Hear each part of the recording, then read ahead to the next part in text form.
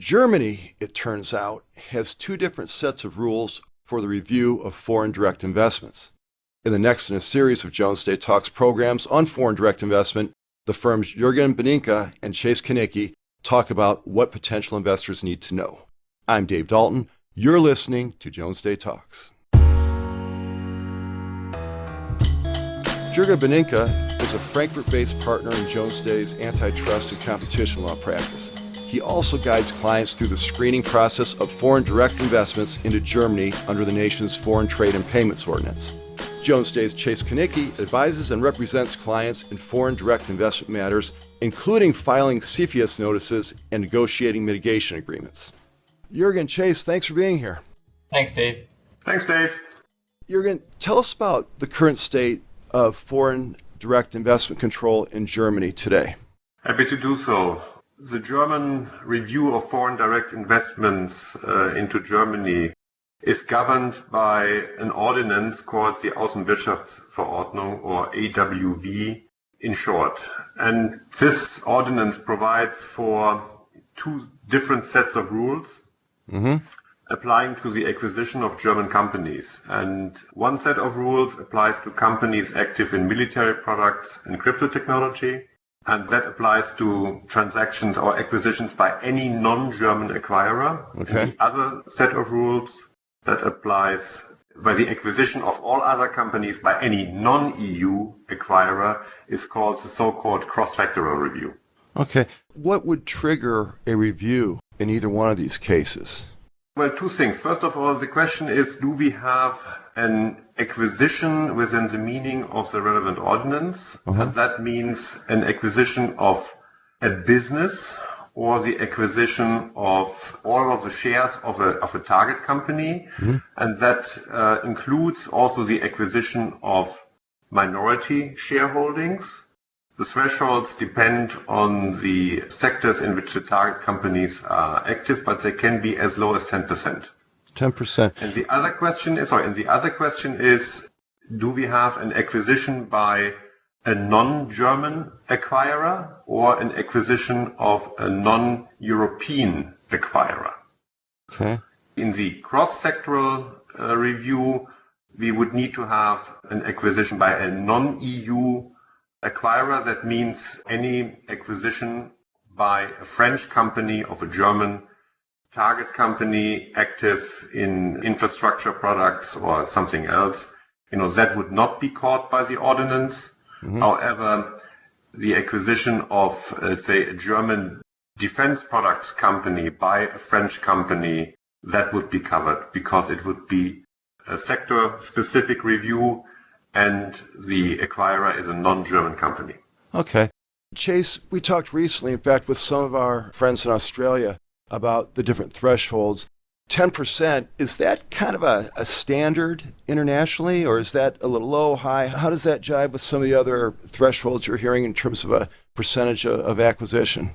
Yeah, I think it varies quite widely around the globe. And in particular, as we spoke with our Australian colleagues, their thresholds are 20 and 40% to trigger certain foreign investment regimes under the FIRB.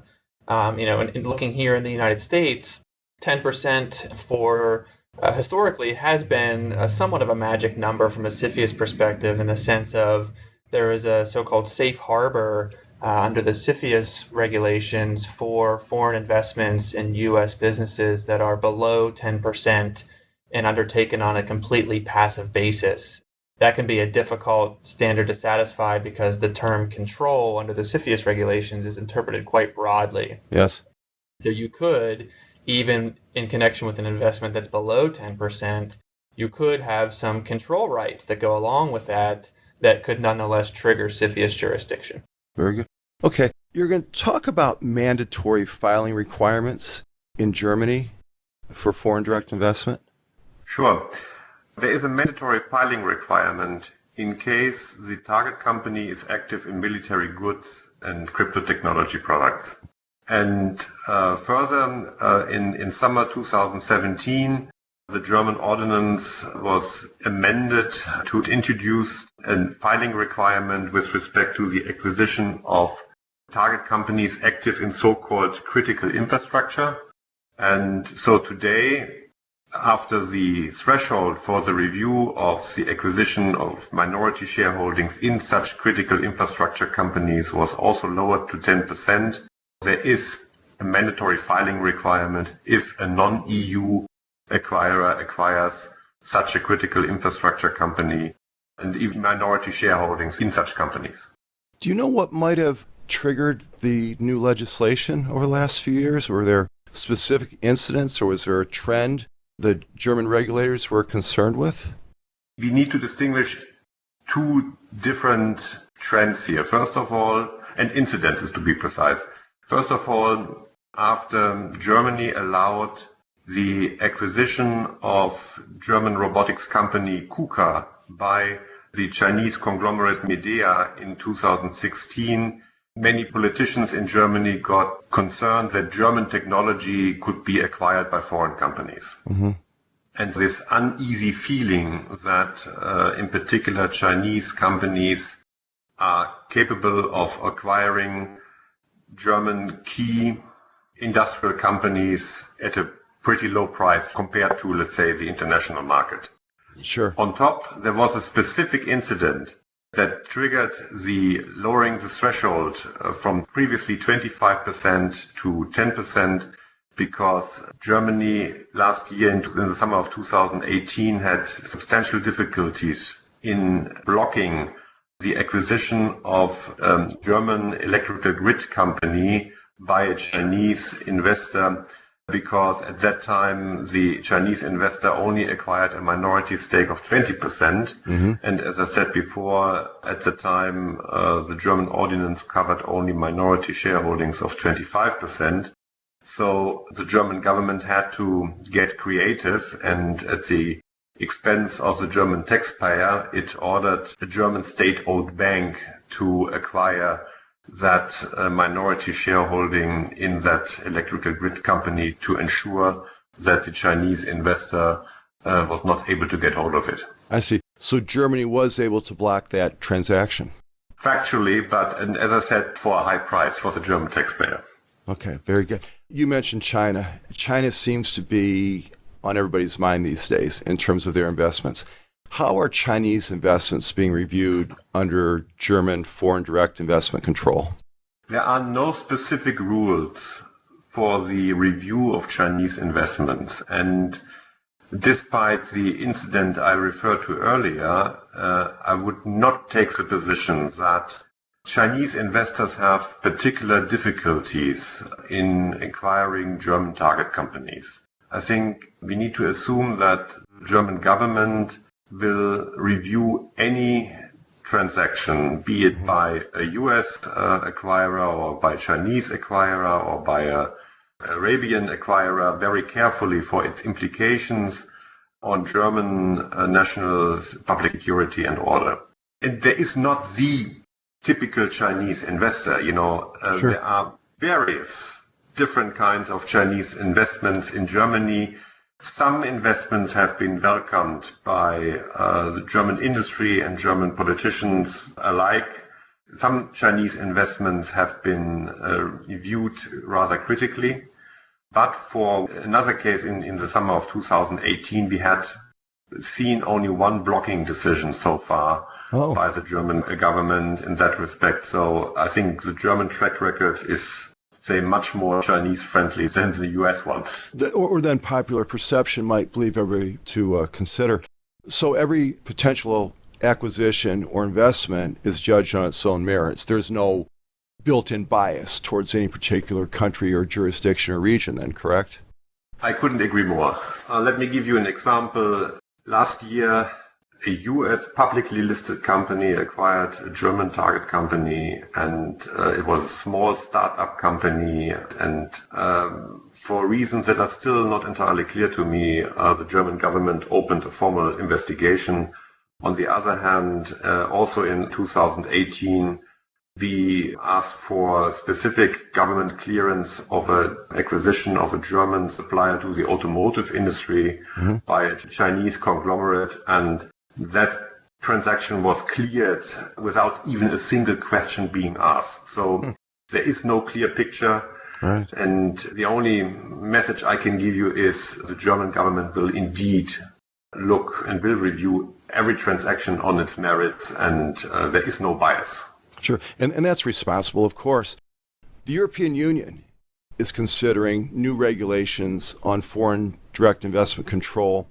How does this affect what the current regulations are in Germany? Obviously, Jürgen, I'd like to hear your point of view, and maybe Chase can chime in on this also. Jürgen, what do you expect after the EU makes its changes? Well, we have to distinguish two different aspects of the new European regulation, which is based on the current timetable to be published in the European Official Journal on March 21 and will therefore enter into force, to be precise, on April 10.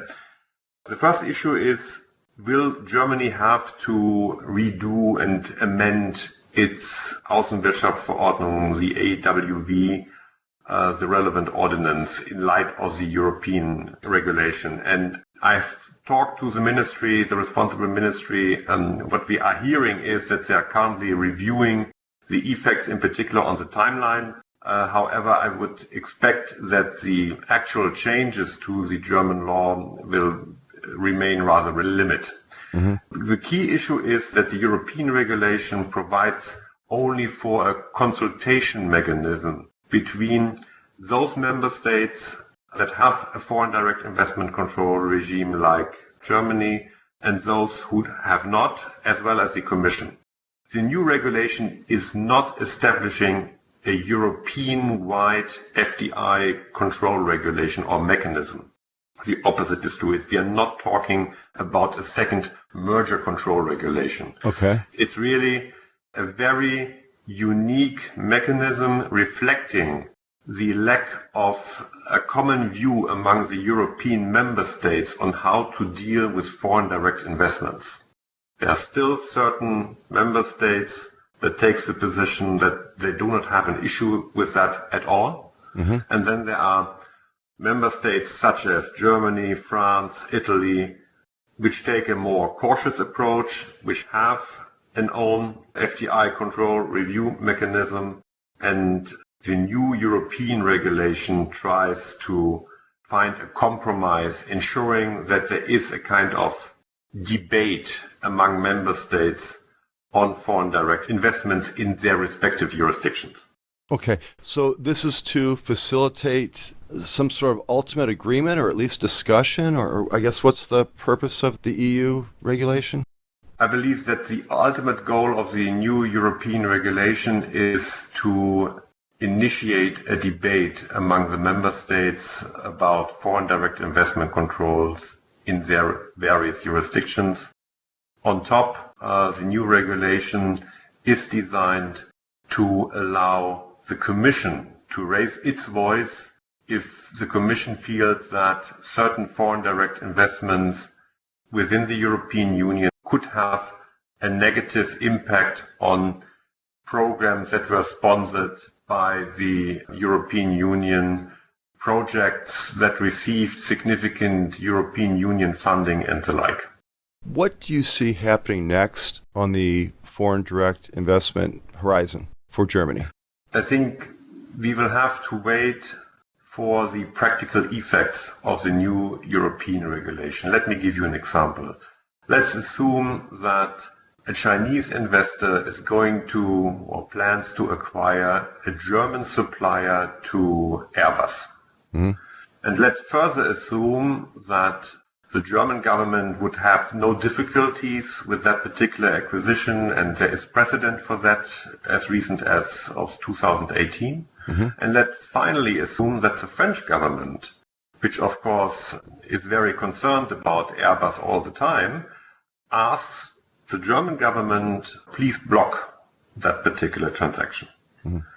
And I think such a case would be the litmus test on how the new European regulation is going to work in practice. And to be honest, I think there is nobody at this point in time who has an idea on how Germany is likely to react to such request from France.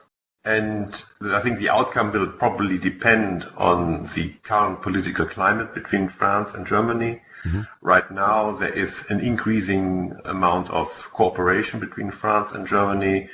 The example that I made, I think, is going to be the litmus test for the application of the regulation. On the other hand, I'm still hopeful that the new investment agreement that China and the European Union are currently debating may make acquisitions of European target companies by Chinese investors much more, let's say, easier to assess or to clear than in the past. Mm-hmm. Of course, that would require reciprocity, i.e.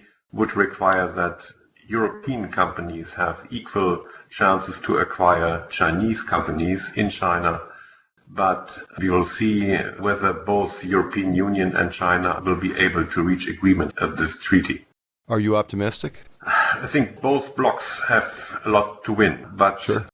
It's difficult to say whether and how these negotiations will be impact about, say, the global political situation between the EU and China on the one hand, and of course China and the EU compared to vis-a-vis the US on the other. Now, we live in a very dynamic, fluid time, but the opportunities on either side of any of these transactions are just wonderful and shouldn't be ignored. So I hope calm heads prevail and the right things get done. Chase Konicki, anything to add to this in terms of that dynamic, what the EU is looking at, China? What's your take on this? And then we'll wrap this up.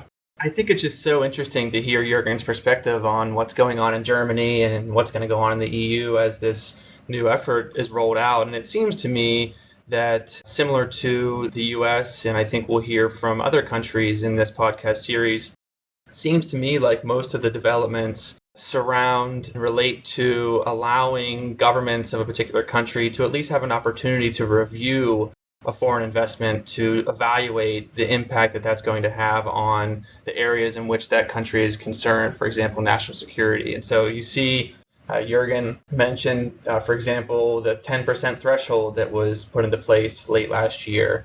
That's an effort, in my mind, I hear that as, the German government is looking just to have an opportunity to review minority investments in sensitive businesses. And I think you saw that exact same thing play out in the U.S. I think one of the main reasons behind FIRMA, the legislation that is going to significantly change the CFIUS landscape, was that there was an acknowledgement within the U.S. government that there were transactions that were occurring in the U.S. that involved foreign investors that were, at the time, outside the jurisdiction of CFIUS. And so the U.S. government didn't have an opportunity to review that transaction and the impact that it could have. Right. And so that's one of the purposes of FIRMA, is to give CFIUS broader authority to review different types of transactions so that the U.S. government at least has an opportunity to review it and make sure that it doesn't raise any national security concerns. And that's all legitimate. Hey, this has been terrific. We're about out of time, but learned a lot today. Again, another great program in this series on foreign direct investment. Jürgen, Chase, thanks so much for being here today. Thanks for the opportunity. All right, we'll talk again soon. You can find information on Jones Day's antitrust and competition law and government regulation practices, including bios and contact information for Jürgen and Chase at jonesday.com. Subscribe to Jones Day Talks on Apple Podcasts, Android, Google Play, and Stitcher. Be sure to check out some of our previous programs while you're there, including those in this series on foreign direct investment. Thanks for listening to Jones Day Talks. I'm Dave Dalton. We'll talk to you next time. Thank you for listening to Jones Day Talks. Comments heard on Jones Day Talks should not be construed as legal advice regarding any specific facts or circumstances. The opinions expressed on Jones Day Talks are those of lawyers appearing on the program and do not necessarily reflect those of the firm. For more information, please visit jonesday.com.